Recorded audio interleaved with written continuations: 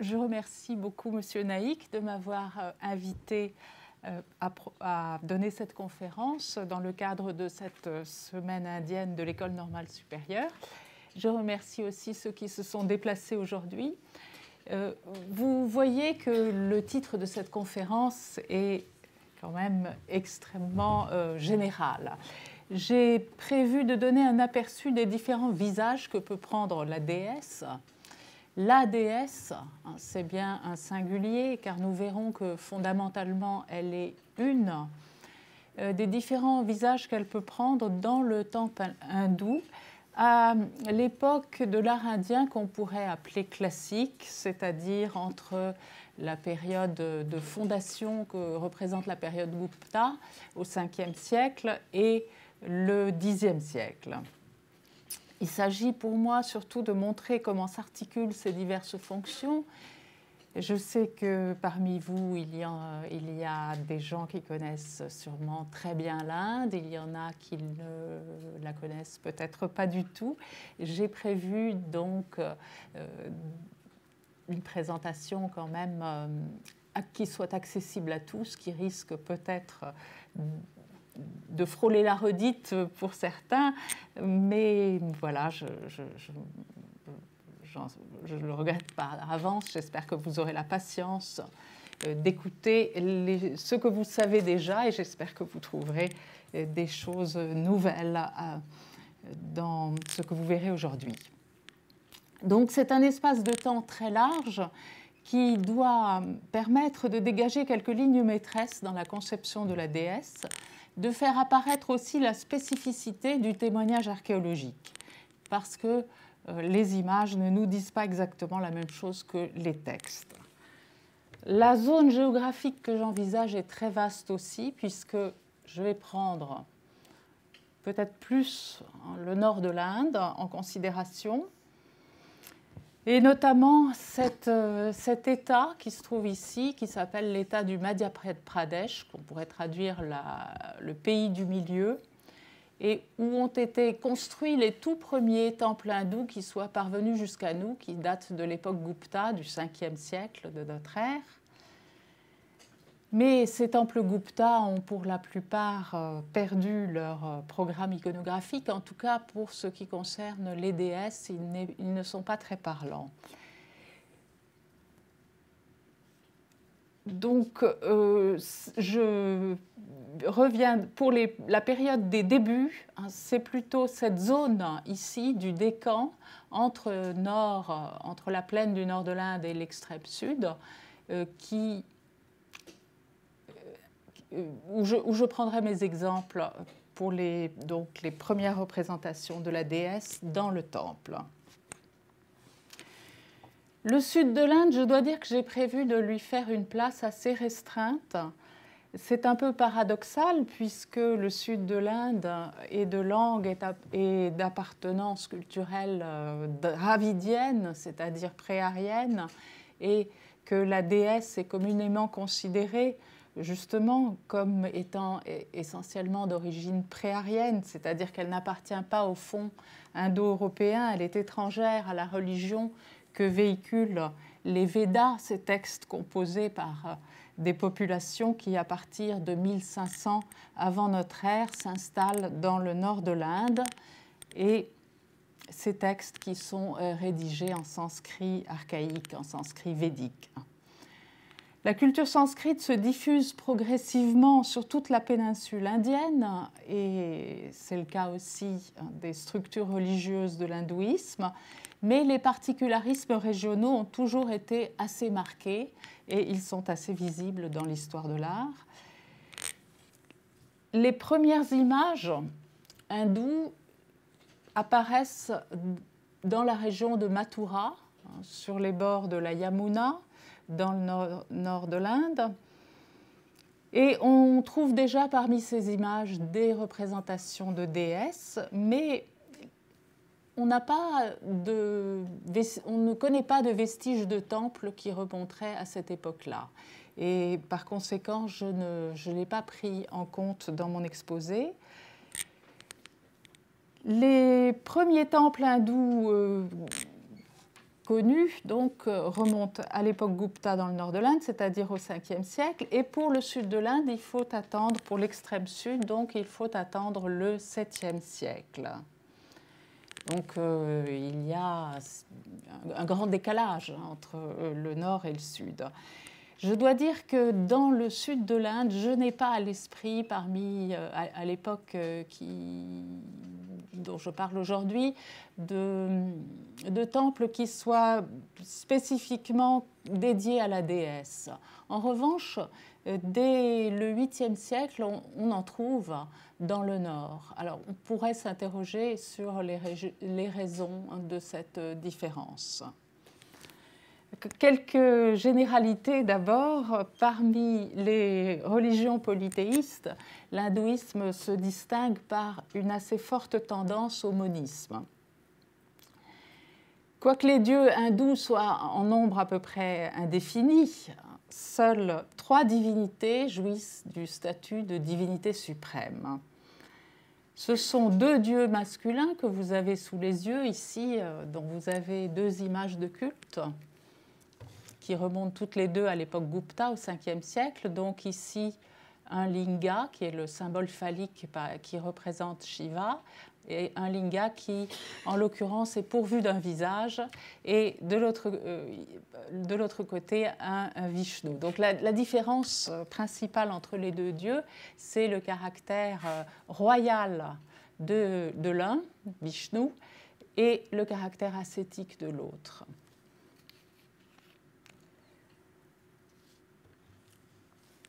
Et entre, si on peut dire, ces 2 dieux, et faisant en quelque sorte office de médiatrice, on a une déesse. C'est le mot qui traduit le terme sanskrit Devi, qui est donc assez indéfini, vous voyez, qui est un nom commun.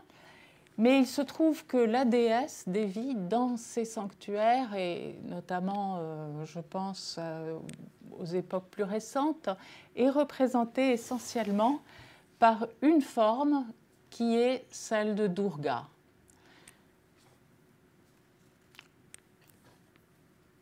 Les hindous, en principe, se divisent entre dévots de Shiva, de Vishnu et de la déesse. Donc les adeptes de la déesse pensent que elle est la forme principale, la forme divine ultime, celle dont émanent tous les autres dieux.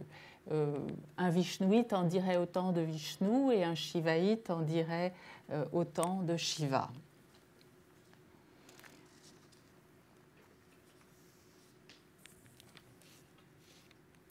Un autre aspect très spécifique de l'hindouisme, c'est d'avoir conçu la divinité, le principe divin suprême, comme réunissant, sans les confondre, le masculin et le féminin.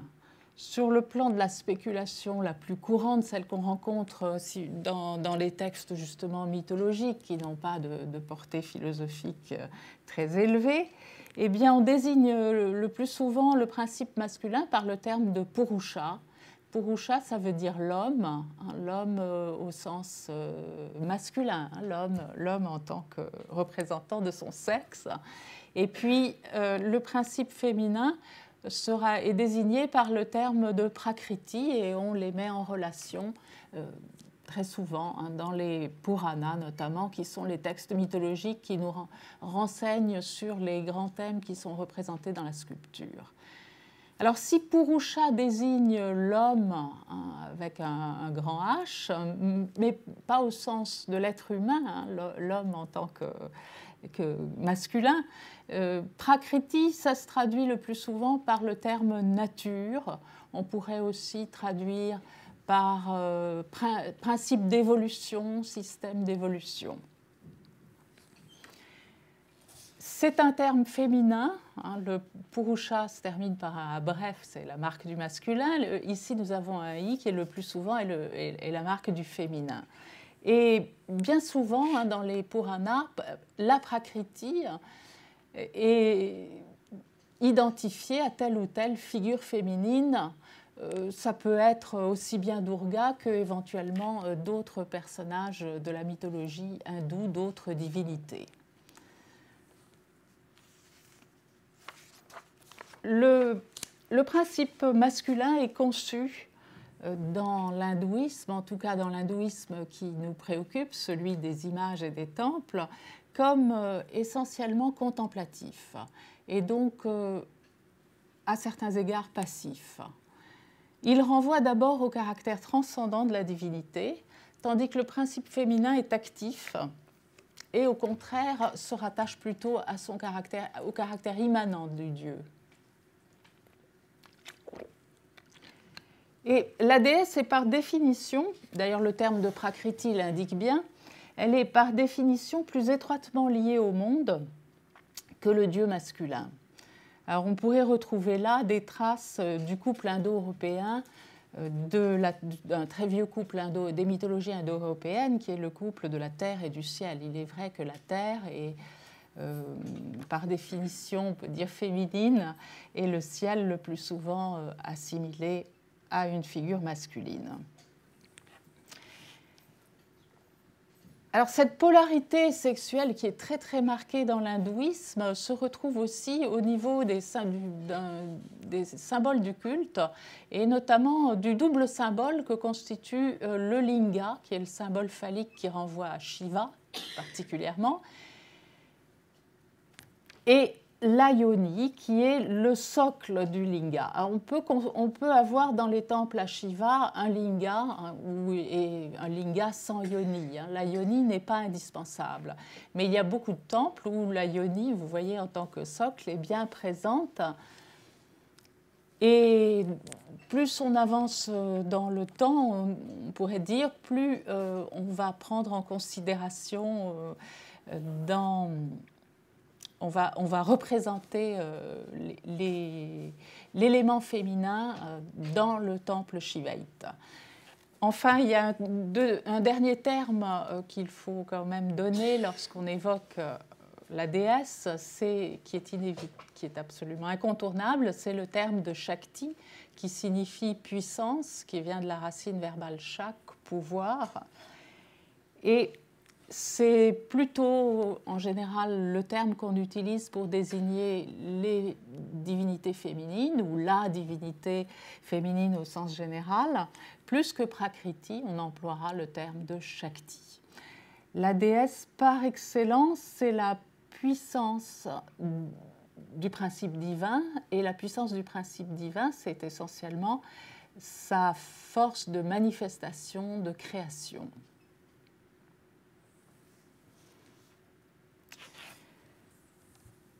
Cette idée de la polarité divine s'illustre dans la fameuse image de l'androgyne indien, dont la moitié droite est masculine. Là, vous avez un exemple d'éléphanta sur lequel je reviendrai. Donc, la moitié droite de l'androgyne, qui est une figure qui a été inventée, on peut dire, par l'art indien, et qui était extrêmement risquée dans un sens, mais que l'art indien a réussi à rendre à la fois séduisante et convaincante. Donc cette figure réunit le dieu masculin dans sa moitié droite et la déesse, la part féminine du divin, dans sa moitié gauche. C'est une image qui est riche de significations multiples et l'attribut que tient ici la moitié féminine est assez significatif, c'est un miroir, et dans un sens, le miroir lui-même peut évoquer la relation entre le dieu masculin et le dieu féminin. Je crois que c'est un texte du Sankhya qui évoque le rapport entre le miroir lui-même, l'objet du miroir, et le reflet changeant, qui passe à sa surface. Et ce texte met en rapport, si vous voulez, cette relation du miroir et du reflet avec la relation du Purusha et de la Prakriti. De même que le Dieu est immuable, il ne change pas, comme le miroir est un objet qui ne se métamorphose pas, eh bien, la Prakriti, elle, bouge continuellement, change continuellement, et c'est le flot des apparences qui évolue à sa surface.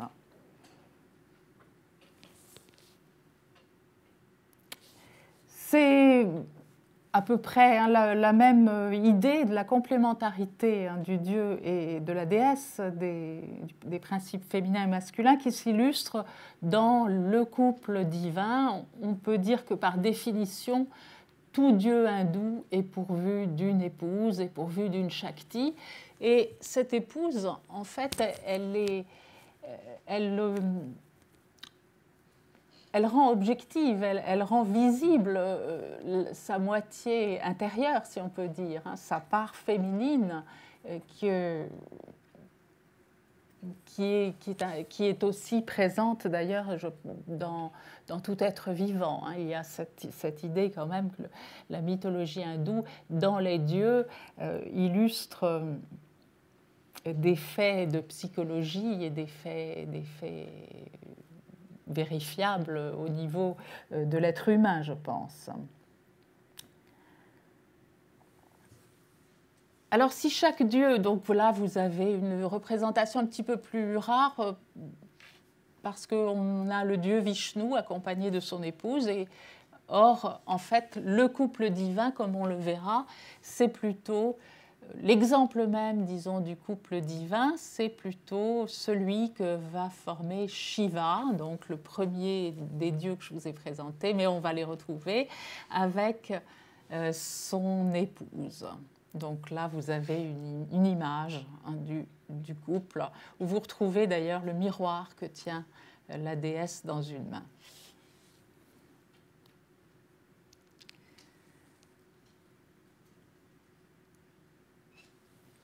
Si chaque dieu est pourvu d'une contrepartie féminine, il peut paraître surprenant, a priori, d'avoir une triade de dieux suprêmes.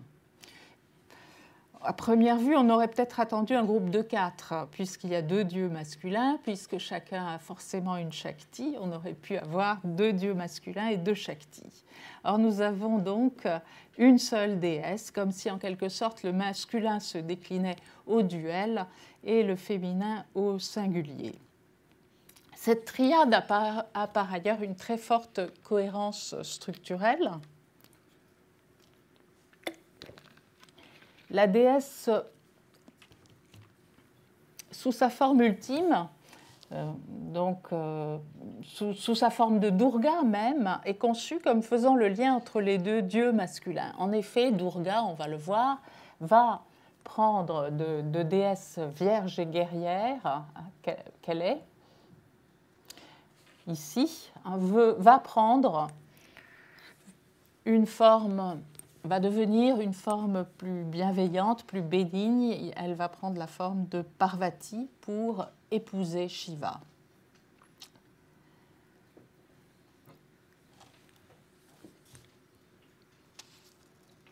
Elle est communément considérée comme étant la sœur de Vishnu. Mais d'autre part, elle ne se réduit pas, donc Durga, c'est la forme que nous allons avoir de façon prédominante comme image de culte dans les temples. Donc elle ne se réduit pas uniquement à son rôle de médiatrice.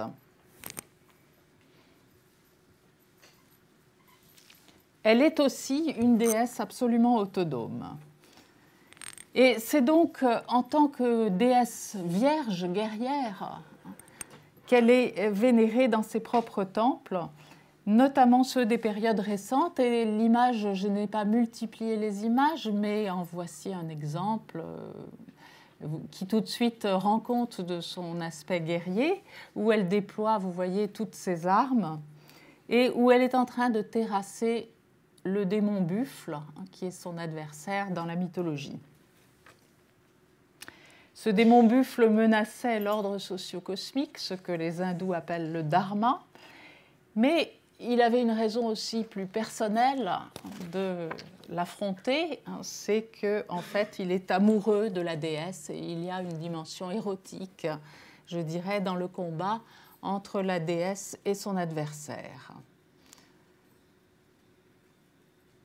Face aux deux dieux masculins dont les images de culte que vous avez pu voir tout à l'heure sont toujours sereines et paisibles, la déesse est donc non seulement celle qui incarne l'action, le combat pour la défense de l'ordre socio-cosmique, mais elle est aussi celle qui assume la violence et l'impureté de l'existence.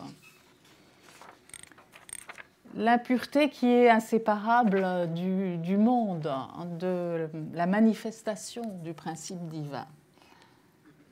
La déesse, c'est vraiment le divin manifesté.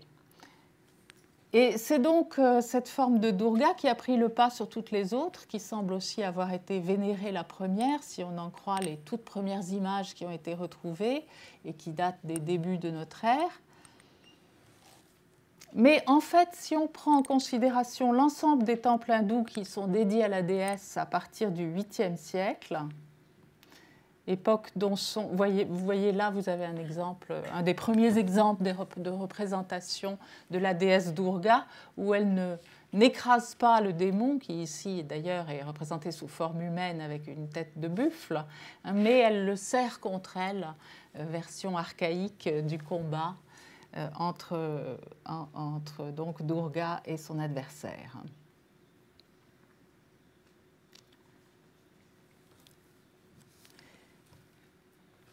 Oui, on s'aperçoit assez vite que, certes, l'image de Durga est la plus fréquemment représentée au sein du sanctuaire, comme image de culte, mais en réalité, il y a bien d'autres divinités féminines qui peuvent occuper la cella d'un temple à la déesse, d'un temple Shakta, comme on dit, d'un temple à la Shakti. Et donc, ces figures de culte que je vous invite à voir dans la première partie de mon exposé, ces figures de culte recouvrent une palette de formes et de fonctions très variées. Et la première chose qu'on peut remarquer, c'est qu'on peut dire que la déesse remplit à peu près tous les rôles qu'on peut rencontrer pour un dieu masculin.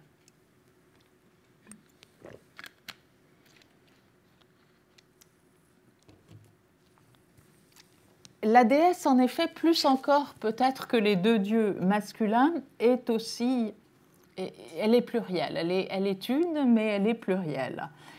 Très tôt, donc dès l'époque Kushana, donc dès les 2e, 3e siècles, on connaît des groupes de figures féminines multiples, dont vous avez là un exemple. Ces figures féminines sont assises les unes à côté des autres et rien ne permet de les distinguer ni de les identifier au premier abord, d'autant plus que là, nous avons, vous voyez, un fragment qui est incomplet et par conséquent, le chiffre qui aurait pu nous renseigner ici est arbitraire. On a 5 déesses assises l'une à côté de l'autre, mais il y en avait à l'origine plus. Donc combien, ça, c'est toute la question. Ces images qui datent de l'époque Kushan, des premiers siècles de notre ère, en voilà un autre fragment avec cette fois des déesses qui tiennent des enfants sur leurs genoux. Vous avez ici une image qui s'intégrait dans un ensemble plus grand, avec aussi un enfant. Donc ces groupes de déesses auxquels on donne le nom de matrika, les mères, forment encore, probablement à l'époque Kushan, un groupe à peu près indéfini, dont le nombre est assez variable, comme il l'est aussi dans les textes.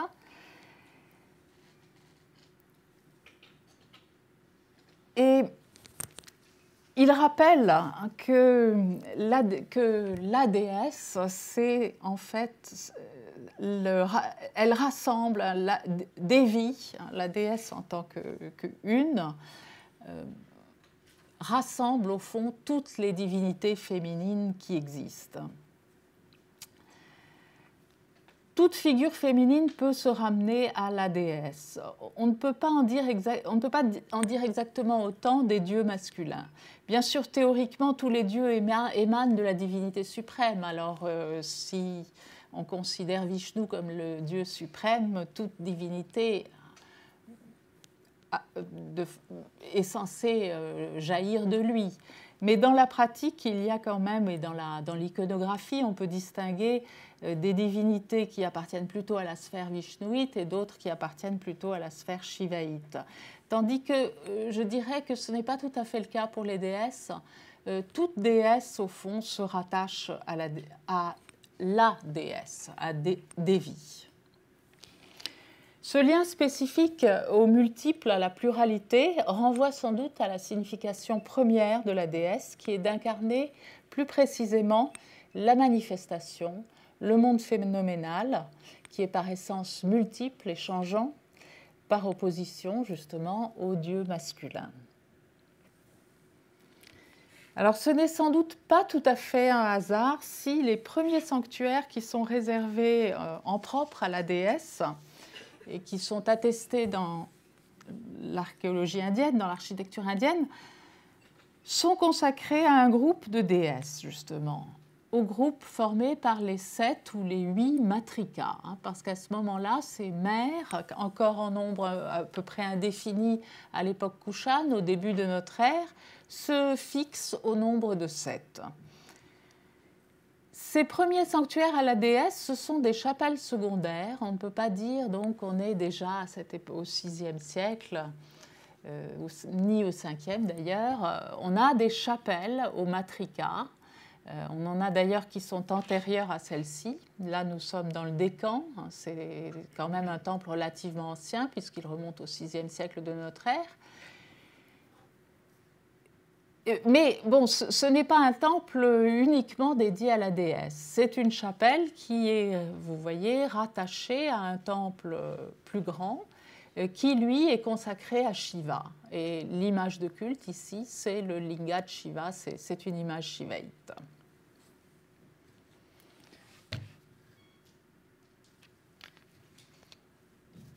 Chacune, à ce moment-là, à partir du Ve siècle, ces matrikas vont se fixer au nombre de 7, et puis elles vont être clairement rattachées à tel ou tel dieu masculin. Elles sont vraiment les Shakti, les épouses de leur contrepartie masculine. Et en même temps, on pourrait dire, alors ça c'est le paradoxe de l'hindouisme qui est peut-être un peu difficile à saisir, vous voyez, on peut dire qu'elles sont chaque fois la Shakti d'un dieu masculin, mais ça ne les empêche pas, ça n'empêche pas de les considérer aussi comme des émanations de la déesse Durga. Et dans un mythe, d'ailleurs, il y a plusieurs mythes d'origine pour ce groupe de déesses, et dans l'un de ces mythes d'origine, c'est Durga qui les fait jaillir d'elle-même. Par ailleurs, vous savez peut-être, pour certains, que le principal mythe d'origine de Durga en fait la condensation, si on peut dire, des Shaktis de tous les dieux masculins. Les dieux masculins ont mis en commun leur puissance féminine pour créer une déesse, la déesse Durga, qui sera capable d'affronter le démon buffle, ce démon que nous venons de voir tout à l'heure, ce démon qui menace l'ordre de l'univers.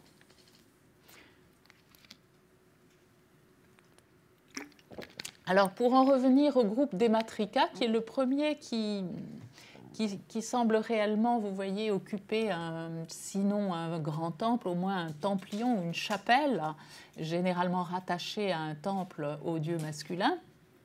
Donc ces matrikas sont désormais, à partir de cette époque-là, elles sont rattachées à des dieux masculins. Donc les noms qu'elles portent renvoient souvent assez clairement au masculin, si vous voulez. Les voici de plus près, donc c'est dans cette chapelle de cette grotte du Décan à Ellora, où nous avons un très joli groupe de matricas que le sculpteur a pris soin de varier, dont il a pris soin de varier les poses, les attitudes, voire même le costume. Elles sont accompagnées, vous voyez, d'enfants, ce qui est assez paradoxal, et c'est un point justement de divergence entre les textes et les images, car dans les textes, ce sont des déesses qui sont vraiment guerrières. Elles viennent pour seconder soit Shiva, soit Durga dans leur combat. Et en réalité, dans les temples, cet aspect guerrier est pratiquement toujours complètement gommé et on les voit en fait comme des femmes plutôt maternelles, assez douces et du reste peut-être même parfois un peu frivoles, extrêmement féminines. Vous voyez, il y en a une qui se recoiffe un peu, qui rajuste son chignon en se regardant dans un miroir qu'elle tient ici. Donc rien ne rappelle dans leur caractère guerrier, et je dois dire que c'est finalement assez général dans la représentation des matricas.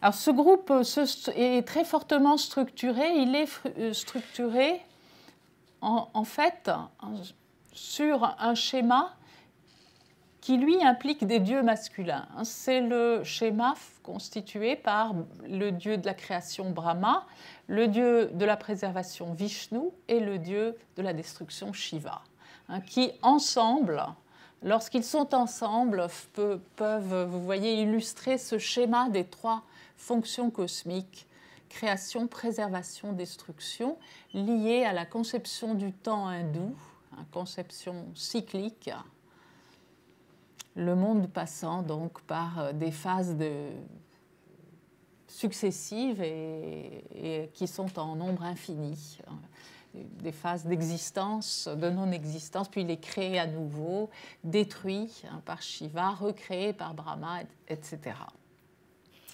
Alors on voit bien que les matricas ont repris tout simplement ce schéma qui était propre aux trois dieux masculins, donc à ne pas confondre avec les trois divinités suprêmes, puisque nous avons ici l'épouse de Brahma, un Brahmani, ici Vaishnavi, celle qui correspond à Vishnu au milieu, et puis Chamunda qu'on va retrouver, qui est l'aspect terrible de la déesse et qui correspond à l'aspect redoutable de Shiva. Entre ces trois figures majeures qui structurent le groupe, vous avez des figures secondaires qui appartiennent à la famille, je dirais, shivaïte d'un côté, et puis ici plutôt, là on a une image qui se rattache à Vishnu et ici une autre à Indra, un autre dieu. Mais si vous voulez, la structure est très claire et elle renvoie au temps, au thème du temps et peut-être aussi au thème justement de l'illusion cosmique, autre concept dont on ne peut pas faire l'économie quand on parle de la déesse. Ces matricas vont être très souvent représentés au linteau des portes de temple à partir du IXe siècle. Elles sont presque systématiques, que le temple soit d'ailleurs dédié à telle ou telle divinité. Ça peut être aussi bien sur un temple à Shiva que sur un temple à la déesse.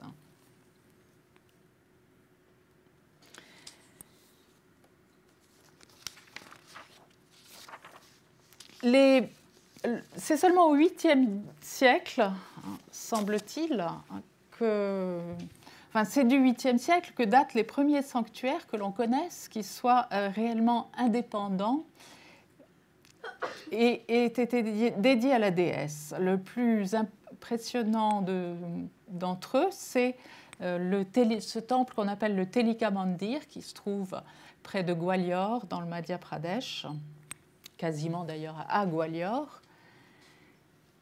Et c'est un des premiers temples à présenter les particularités architecturales qui sont prescrites dans les traités pour les temples dédiés à la déesse, à savoir un plan. Alors là, vous avez une vue de face. Le côté le plus large est celui sur lequel s'ouvre le temple. c'est l'entrée du temple, et là, une vue d'un côté du temple. Et enfin, là, vous avez le plan de ce temple, qui est le plan typique d'un sanctuaire Shakta. En effet, les sanctuaires dédiés à la déesse ont normalement un plan rectangulaire et non carré, comme celui des temples à Vishnu ou Shiva. Et il s'ouvre toujours sur le côté le plus large. C'est ce qu'on appelle un plan Barlon. Ce plan s'explique peut-être par la nécessité justement d'accueillir un groupe de divinités, et peut-être justement celui des mères que nous avons vu. On n'en est pas sûr parce qu'en fait l'image de culte originelle a souvent disparu, et notamment elle a disparu dans ce temple, mais on connaît des exemples qui ont conservé le groupe originel des divinités, notamment, vous voyez, à Bhubaneswar en Orissa, un temple Shakta qui remonte à la même époque, qui est le Vaital Deul, voilà, qui lui est précédé. Alors là, vous avez une cella rectangulaire, mais précédée d'un mandapa, d'une salle de réunion accessible aux fidèles, alors qu'en principe la cella n'est accessible qu'aux prêtres. Voilà comment se présente ce temple beaucoup plus modeste que le Telika Mandir, et dont la tour, vous voyez, est un peu différente de celle du temple dédié à Shiva.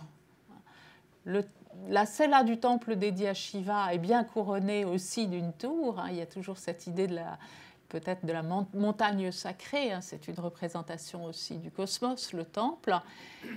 Mais ici, cette tour est de plan carré, tandis qu'ici elle est de plan rectangulaire et couronnée par un élément en carène qui peut rappeler une sorte de nef renversée et qui est spécifique des temples Shakta. Et effectivement, dans le Vaital Deul, dont il est malheureusement très difficile de photographier les images, dans la cella du temple du Vaital Deul, il y a des matrikas, il y a aussi d'autres divinités, mais on voit bien que la configuration rectangulaire de la cella s'adapte aussi à l'accueil d'une pluralité de divinités.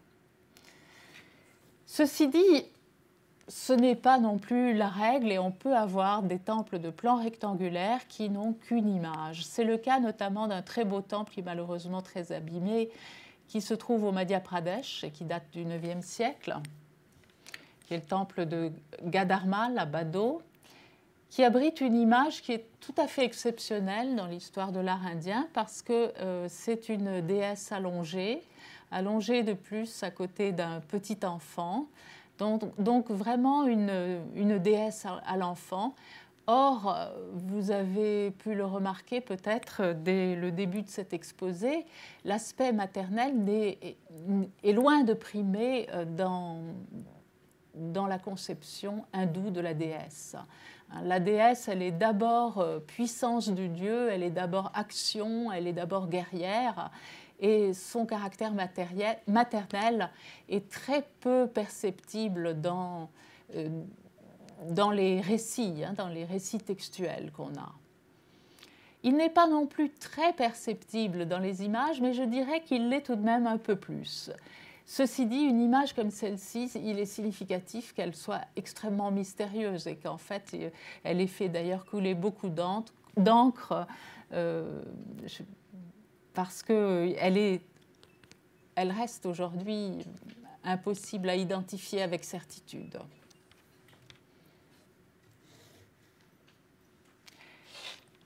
On peut noter aussi que, par exemple, je le disais tout à l'heure à propos des matrikas, qui sont des divinités foncièrement guerrières, on les montre parfois vraiment exprimant le sentiment maternel avec beaucoup de sensibilité et de vérité, de justesse.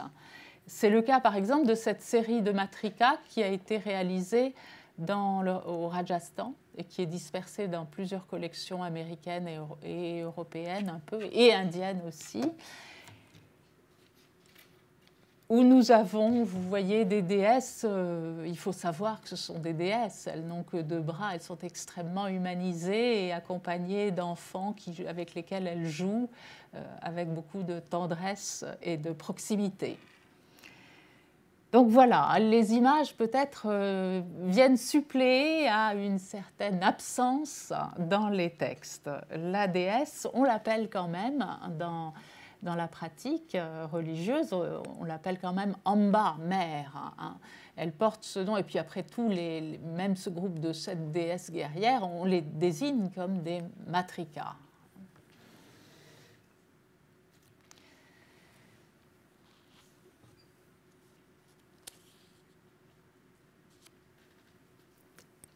Dans ces temples, la déesse peut également être figurée sous une forme qui combine à la fois l'aspect paisible, bienveillant de Parvati, de l'épouse de Shiva, qui est toujours par définition une déesse apaisée, tranquille, bienveillante, très humaine, et puis Durga.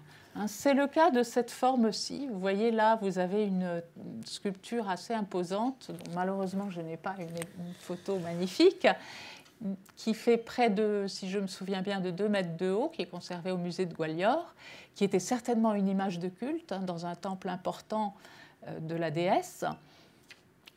Nous voyons, c'est bien Durga, elle est identifiable par ces 2 lions, et si on se reporte au texte d'iconographie, on l'identifie sans peine comme la forme divine appelée Kshémankari, ce qui veut dire celle qui donne la prospérité, celle qui donne le bien-être. Donc une forme fondamentalement bienveillante et favorable.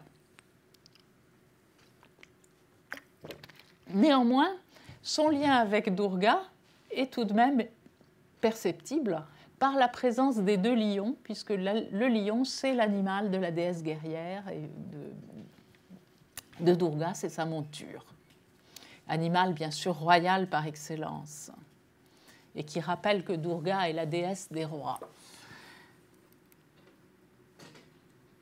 Voilà une autre forme un peu plus lourde de Kshémankari qui a été beaucoup représentée en Inde centrale et occidentale.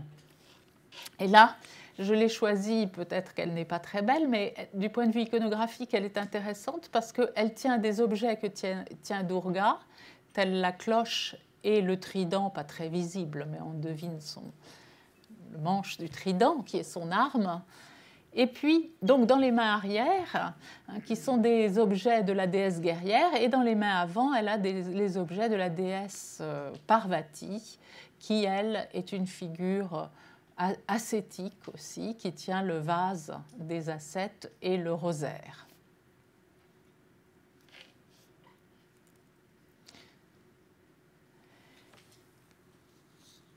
Et puis, bien sûr, nous pouvons trouver aussi, et assez tôt, vous voyez, dès la fin du 8e siècle, on connaît un temple qui est dédié à la forme redoutable de la déesse, la terrible Chamunda, que l'on appelle aussi quelquefois Kali. Donc là, on a, au contraire de l'image précédente, une figure qui accuse de façon unilatérale le caractère redoutable de la déesse. C'est une représentation qui va se populariser, donc voilà l'image qui se trouve à l'intérieur du temple, qui n'y était d'ailleurs peut-être pas à l'origine, mais qui en tout cas se trouvait, si elle n'était pas dans ce temple où elle est toujours vénérée aujourd'hui, elle se trouvait dans un temple de la même période. Et elle date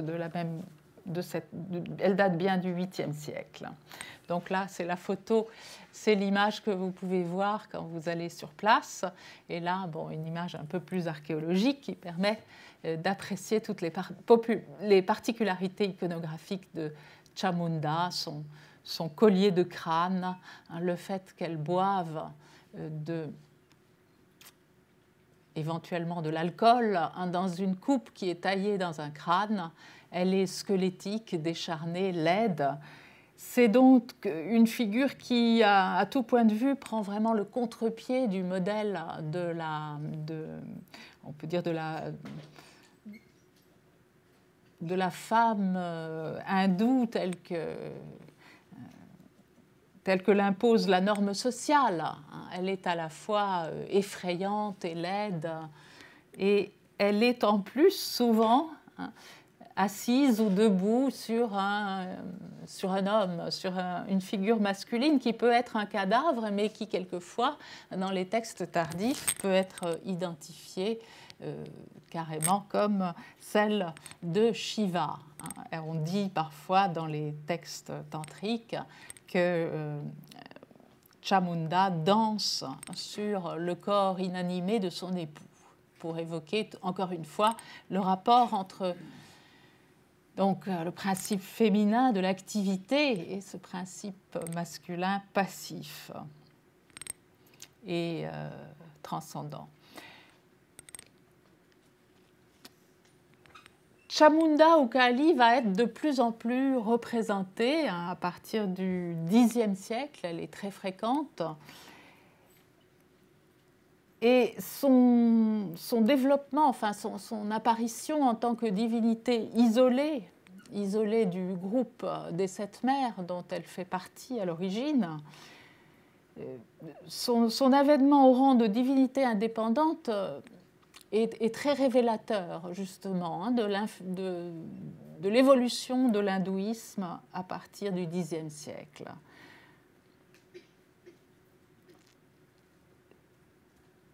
C'est en effet, à partir du Xe siècle, l'hindouisme qui s'illustre dans les temples va privilégier les manifestations transgressives de la divinité, les manifestations qui sont liées à l'impureté et à la mort, éventuellement aussi à la sexualité hors mariage, puisque en fait il n'y a aucun interdit sur la sexualité en tant que telle dans l'hindouisme. L'idée centrale du tantrisme, c'est que le salut, la délivrance de l'âme s'obtient à travers une transgression ritualisée des interdits qui doit permettre aux adeptes de passer en quelque sorte au-delà de la dualité des apparences, au-delà des opposés. Et donc, c'est bien intentionnellement, si on peut dire, que Chamunda Kali va être représentée aussi repoussante, aussi effrayante. Et vous voyez qu'elle tient ici une tête coupée qui représente l'ego, souvent qui est assimilé à l'ego dans les textes. Le mental, c'est l'ego. Elle porte aussi une guirlande de crâne et elle a ici une coupe. Alors, parmi justement les rituels propres au tantrisme, il y a la consommation de certaines substances interdites. Le rite le plus caractéristique et le plus souvent mentionné, c'est le rite des 5 M. Et les 5 substances qui commencent, dont le nom commence par un M, notamment l'alcool, la consommation d'alcool. Alors on va voir souvent la déesse Chamunda porter à sa bouche une coupe qui est pleine de vin. Alors, je voudrais présenter maintenant rapidement un groupe de temples qui est très spécifique justement du tantrisme et que l'on voit surgir entre le Xe et le XIIe siècle. Et ce sont des temples qui sont dédiés à des divinités féminines, à un groupe de divinités féminines qu'on appelle les yoginis, autrement dit les adeptes féminines du yoga. Ces temples sont regroupés essentiellement au Madhya Pradesh, vous voyez ici. Il y en a aussi 2 très connus en Orissa, et puis il y en a un qui est un petit peu en dehors de la zone de concentration de ces monuments, en Uttar Pradesh ici.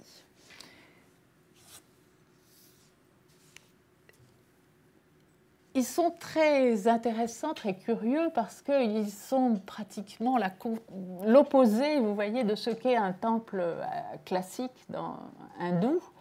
Le temple classique hindou, qu'il soit dédié d'ailleurs à Shiva, Vishnu ou à la déesse, se présente un peu comme une, vous voyez, comme une tour, et puis la présence du Dieu, on peut dire, rayonne de l'intérieur vers l'extérieur à travers les niches à images qui vont illustrer tous les aspects du Dieu ou de la déesse figurée à l'intérieur. Tandis que les temples, vous voyez, au Yogini, non pas, d'abord, on peut le noter, hein, de tours, et puis ils se présentent comme des enceintes circulaires. Ils sont non pas tournés vers l'extérieur, ils sont fermés, et les images font face à l'intérieur. C'est un espace quasiment initiatique qui reflète d'ailleurs cet aspect justement initiatique de la religion tantrique. Et autre différence, hein, c'est que le temple classique est de plan quadrangulaire, bien sûr rectangulaire pour les divinités féminines, mais encore que ce ne soit pas toujours le cas, tandis que vous voyez le temple au Yogini, lui, est de plan circulaire. Alors ce plan circulaire peut faire penser au symbole même de la yoni, hein, c'est la comparaison qui s'impose.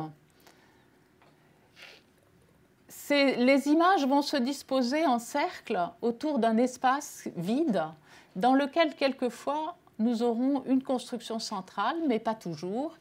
Et ici, c'est le cas, mais c'est un sanctuaire qui n'est pas couronné, vous voyez, d'une tour.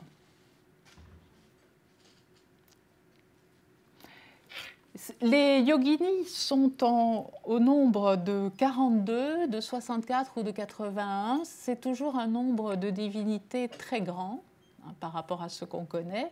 Il n'y a pas de temple aux yoginis qui ait été consacré à moins de 42 yoginis.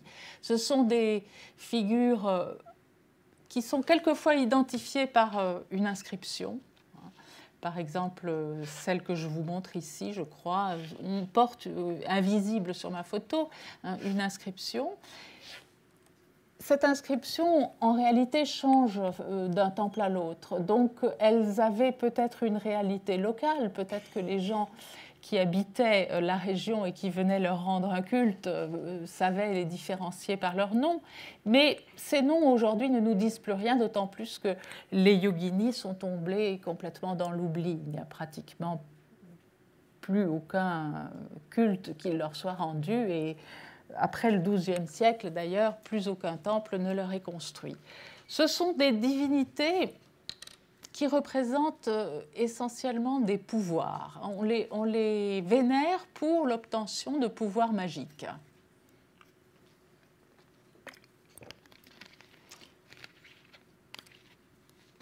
Les textes qui s'y rapportent, souvent d'ailleurs contenus dans les tantras, évoquent des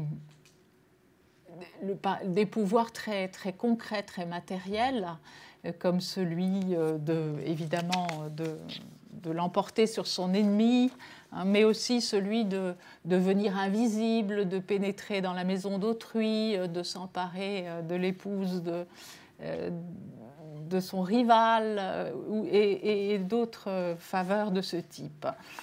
Elles n'ont, on peut dire, pas vraiment de fonction spirituelle, elles n'ont pas de dimension spirituelle. Elles représentent essentiellement des siddhis, des pouvoirs magiques. Elles sont vénérées, probablement, il s'agissait-il d'un culte réservé au roi.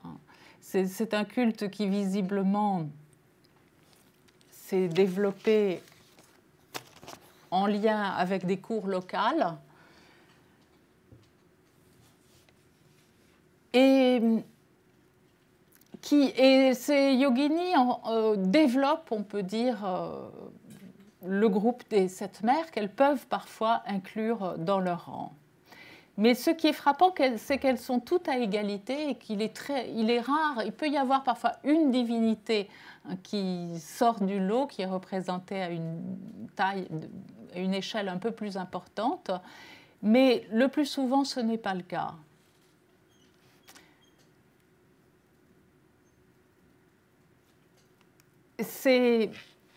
On a des déesses qui sont terrifiantes, comme par exemple celle-ci qui a plusieurs têtes et dont les yeux sont écarquillés.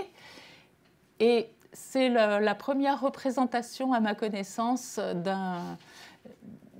d'un motif qui est très fréquent, qui a été popularisé, vulgarisé par les ouvrages sur le tantrisme, c'est le Sri Yantra, où vous avez donc deux triangles imbriqués qui représentent les principes masculin et féminin. Le triangle pointe en haut, c'est le principe masculin, pointe en bas, le principe féminin. Donc, en fait, ça forme une étoile à 6 branches que nous devinons tout juste ici et qui se trouve au pied d'une de ces yoginis figurées dans le temple non pas d'ailleurs de Mitauli, mais de Beragat au Madhya Pradesh.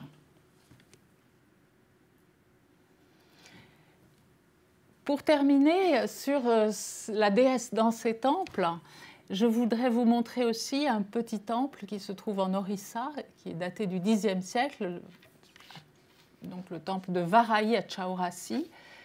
C'est encore une particularité du Xe siècle, du culte Shakta au Xe siècle, que d'avoir isolé une des matrikas de la série des 7 que vous avez ici, que nous avons vu tout à l'heure. Donc cette série des 7 va généralement comprendre, à partir au moins du 8e siècle, on représente, et même d'ailleurs parfois plus tôt, on représente l'une des 7 mères, celle qui correspond à l'avatar de Vishnu Varaha, avec une tête de sanglier. Voilà l'agrandissement.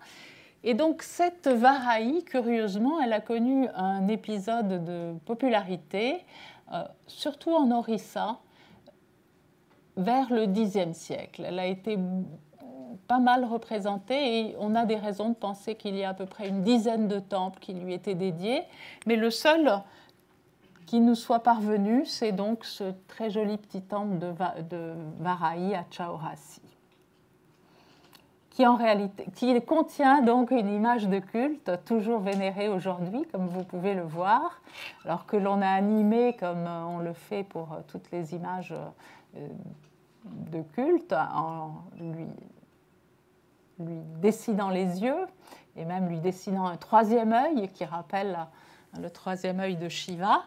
Alors elle aussi, elle prend, c'est un peu comme Chamunda Kali, c'est une figure qui prend le contre-pied de la norme féminine hindoue. Alors on va la montrer, cette fois non pas décharnée, mais très grosse, vraiment bedonnante et quasiment obèse, et avec une tête animale, tenant elle aussi une coupe contenant de l'alcool, et ici un poisson dans son autre main. Elle a pour monture un buffle, qui est l'animal aussi du dieu de la mort, qui est le démon buffle. Donc on retrouve d'une certaine manière ici, quoi qu'il ne soit pas tout à fait dans cette image, ce n'est pas exactement le démon buffle de Durga. Donc autre illustration de ce renversement des valeurs auquel nous allons assister, notamment au Xe siècle. Je voudrais maintenant vous présenter la déesse non plus dans ses propres temples, mais dans les temples à Shiva et Vishnu. Il faut bien dire que c'est le cas le plus fréquent,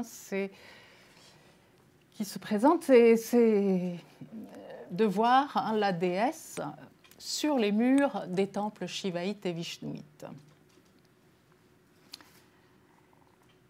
De même que les temples dédiés à la déesse accueillent des représentations des dieux masculins, qu'il s'agisse de formes de Vishnu ou d'autres divinités moins importantes, ou de formes bien sûr de Shiva, une très grande partie des images de la déesse se trouve sur des temples, et même la très grande majorité des images de la déesse se trouvent sur des temples qui ne lui sont pas dédiés en propre. Il peut s'agir de reliefs placés à l'intérieur du temple, notamment lorsque ce sont des temples excavés, des temples grottes, ou alors à l'extérieur, le cas le plus fréquent pour les temples construits.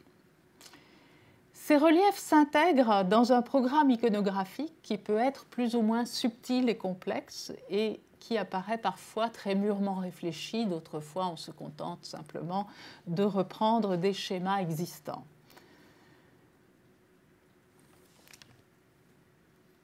Je partirai peut-être, je partirai de ce temple du Décan qui se trouve à Ellora, qui est la grotte dite de Ravana, la grotte 14, datée de la fin du VIe siècle, où nous avons deux séries de reliefs consacrés, les uns, vous voyez, à des formes shivaïtes et les autres à des formes vishnuites. Et donc ces reliefs vishnuites et shivaïtes se font face, et ce qui est intéressant, c'est que chaque fois, chaque série, on peut dire, débute par une représentation de Durga, ce qui illustre très clairement sa vocation, justement, de médiatrice entre les deux dieux masculins. Là, nous avons la Durga qui initie la série des reliefs shivaïtes, et ici, celle qui se trouve à l'extrémité des reliefs vishnuites, qui, elle, ne combat pas. Donc il y a peut-être une différence. Vous voyez, dans le cas des reliefs shivaïtes, il y a l'aspect peut-être plus terrible de la déesse qui a été mise en valeur. Elle dompte son adversaire, elle lui tient le mufle ici, pendant qu'elle plante aussi le trident dans son encolure. Et de l'autre côté, nous avons simplement la déesse triomphante qui pose le pied sur le dos de sa monture, le lion.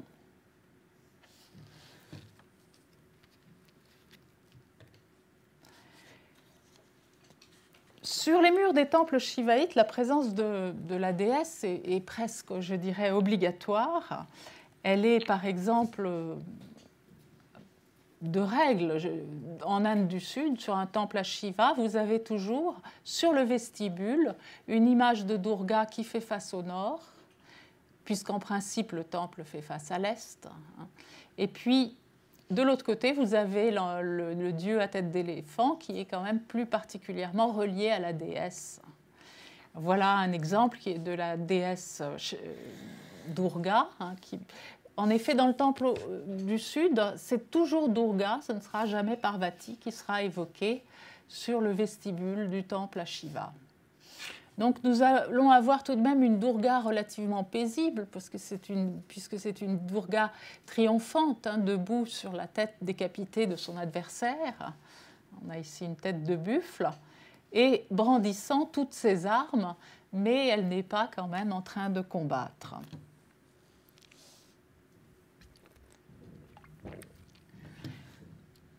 En Inde du Nord, il y a aussi un programme type, je dirais, du temple à Shiva.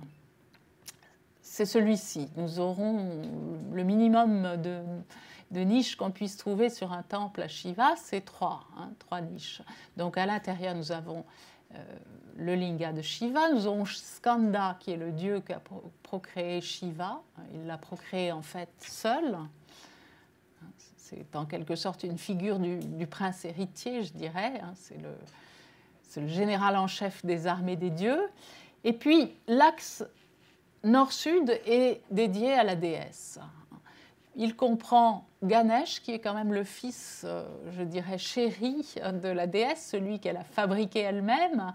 Et puis, ici, donc, nous avons, face au nord, la déesse. Le nord étant la direction vraiment du féminin.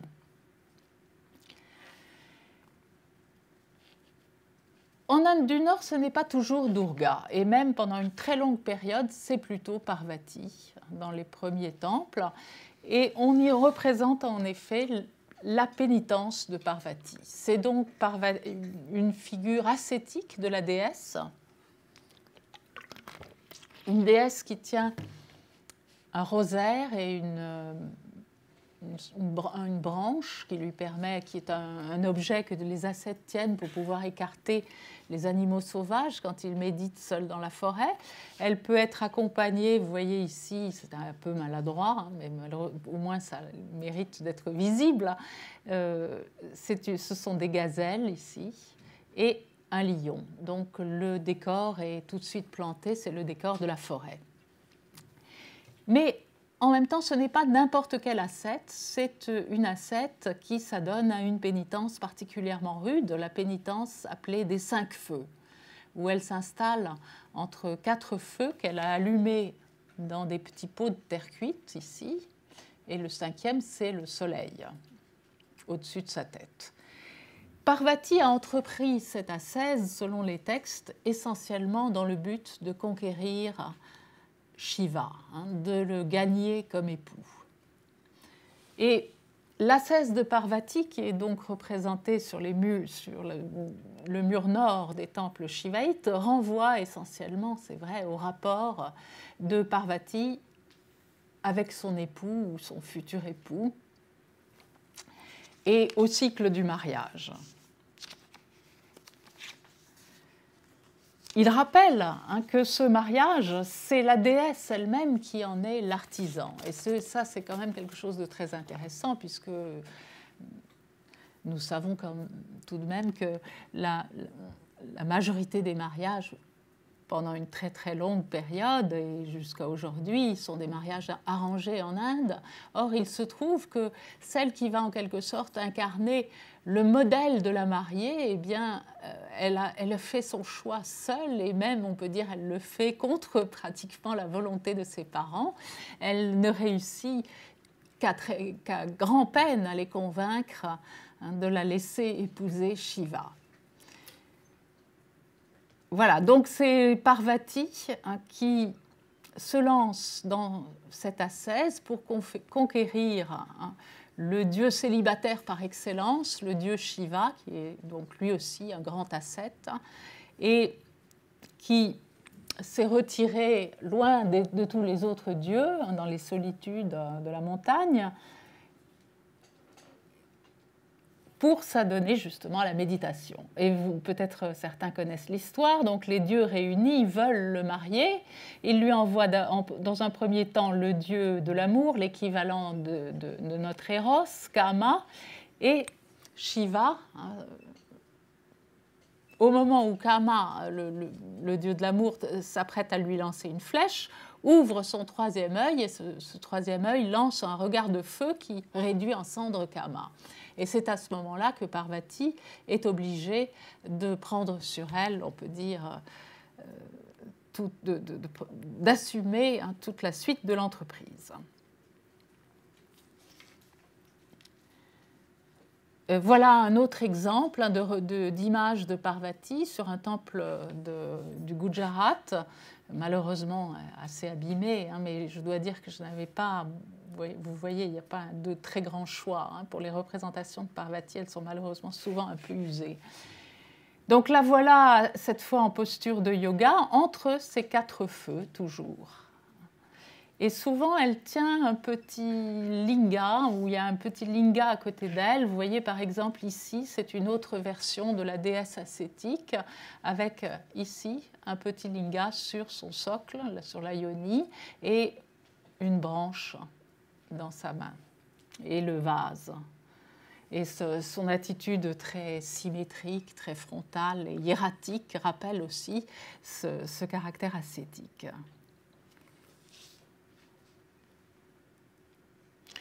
Pendant très longtemps, donc, elle se maintient, c'est bien Parvati qu'on va trouver dans la niche nord du temple, mais à partir du 9e siècle, c'est beaucoup plus souvent Durga, qui en fait remplace Parvati. Et puis au Xe siècle, c'est Chamunda. Donc on peut voir une évolution chronologique très claire qui au fond correspond à une sorte de renversement progressif des valeurs féminines. On commence par ce modèle de chasteté et de dévotion qu'est Parvati et on aboutit à la terrible Kali.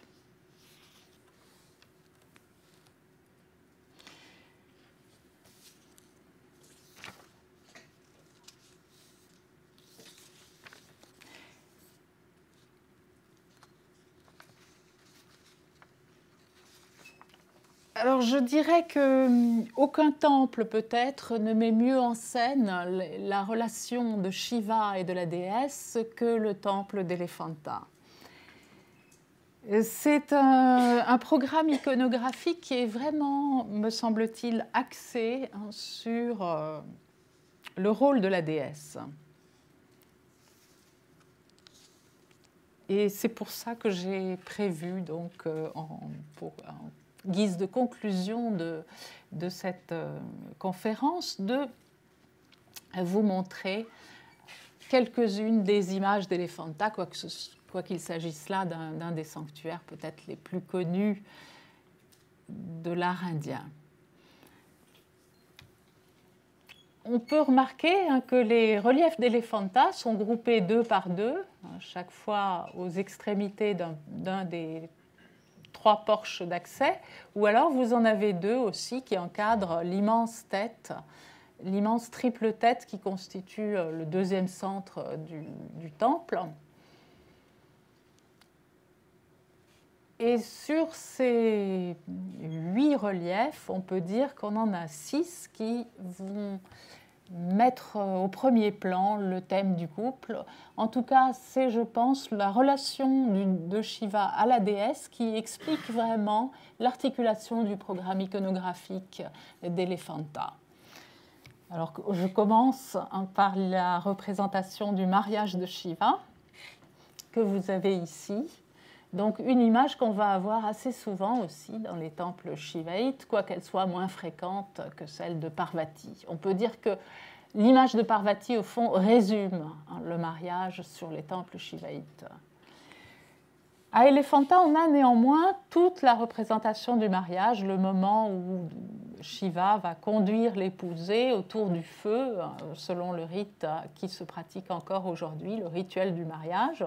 Et le dieu prêtre, le dieu Brahma, va verser des offrandes dans ce feu autour duquel vont évoluer les deux époux. Donc nous avons le modèle, en fait, ici, du couple humain, puisque je crois que même dans certaines régions de l'Inde, en tout cas, les témoignages ethnologiques le prouvent pour certaines zones, eh bien, il y a, lors du mariage, les mariés sont identifiés à Shiva et Parvati.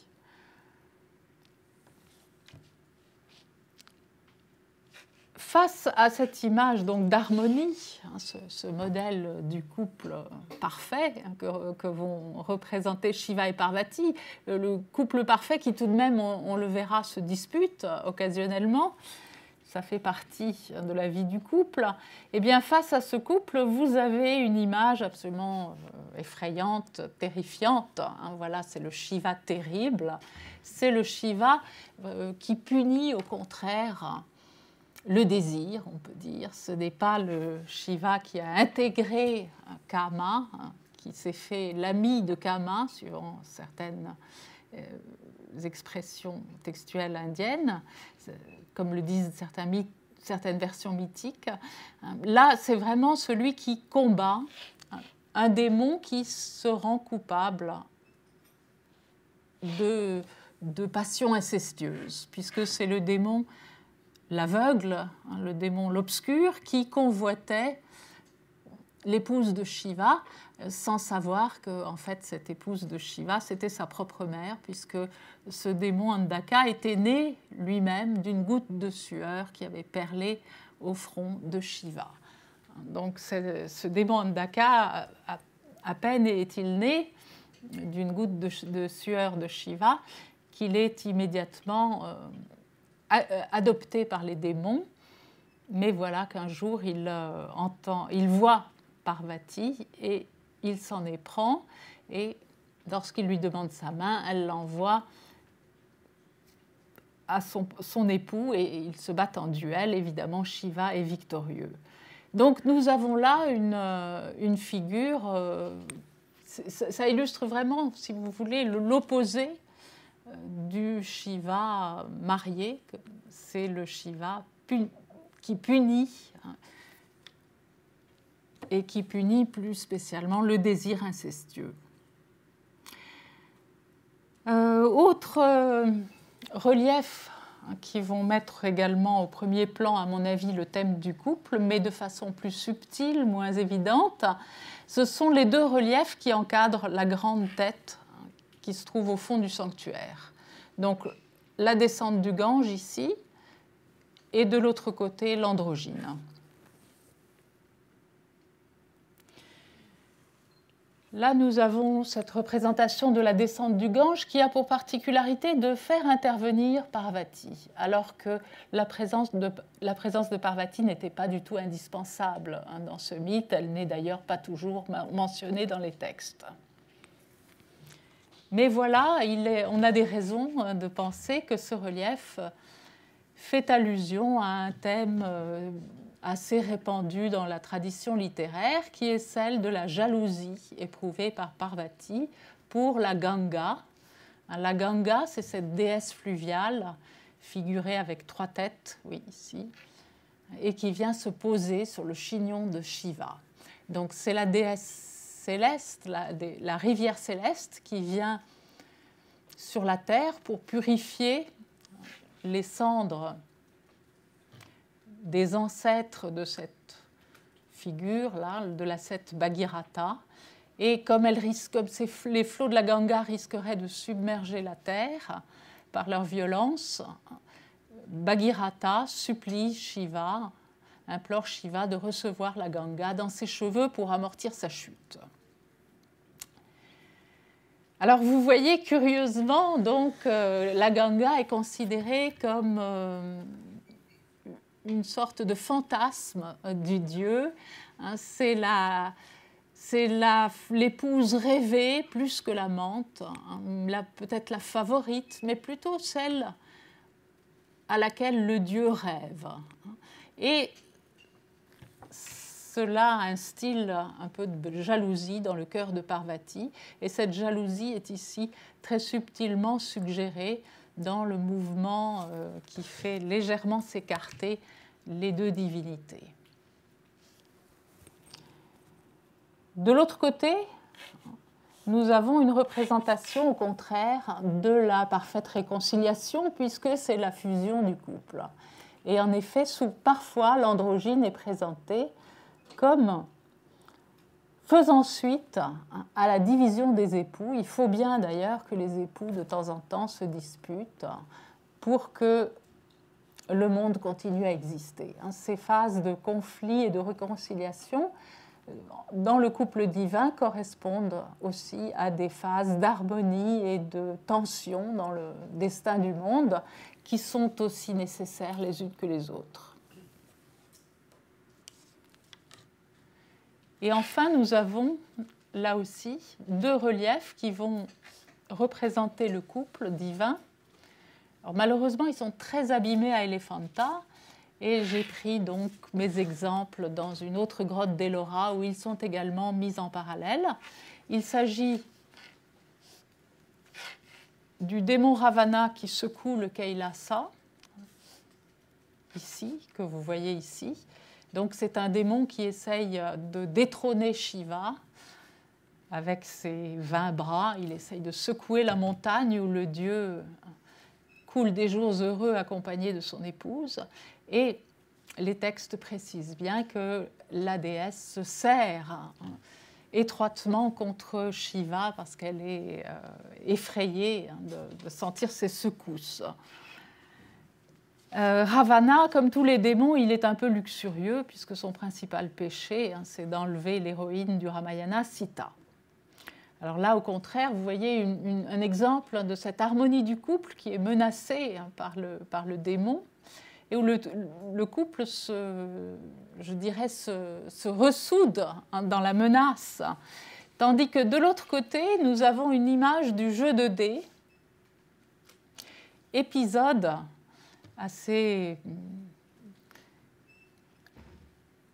fréquent, enfin souvent évoqué dans les textes, mais peu représenté dans la sculpture, et qui est l'occasion de dissensions, au contraire, dans le couple Shiva-Parvati.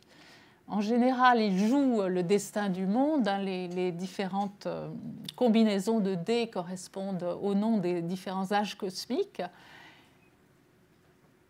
Et Parvati, étant elle-même incarnation en quelque sorte de l'illusion cosmique, joue des tas de tours et triche beaucoup. Joue des tours à Shiva et elle finit par le dépouiller complètement. Et tout cela ne va pas, bien sûr, sans dispute. Donc, en fait, le jeu de dés, c'est une évocation de la tension entre les époux, de la dispute, mais de la dispute aussi nécessaire, la dispute qui finit forcément, d'ailleurs, par une réconciliation. Et vous voyez donc que ce temple très impressionnant, très imposant, qui se trouve à Elephanta et qui est certainement une fondation royale, enfin une fondation en tout cas très ambitieuse, très impressionnante, eh bien, on arrive à suivre le déroulement de son programme iconographique de façon presque, je dirais, naturelle. La mythologie hindoue, et notamment la mythologie de Shiva et de la déesse, met en scène des vérités psychologiques qui sont presque accessibles à tout un chacun, en dépit de la complexité des mythes et de la complexité des récits et des figures. Voilà, je crois que je vais m'arrêter là. Je n'aurais pas parlé de Vishnu, mais il faut toujours laisser quand même quelque chose